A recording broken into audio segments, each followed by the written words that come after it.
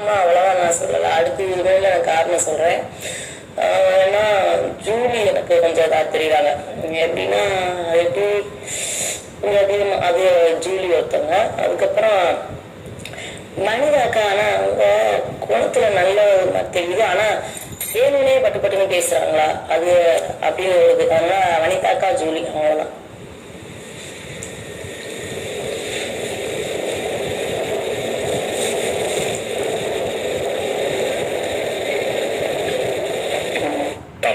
சொல்லுங்கய்யா. ஜூலிக்கான காரணத்தை தெளிவா சொல்லுங்க. என்னத்தை சொல்றதுன்னா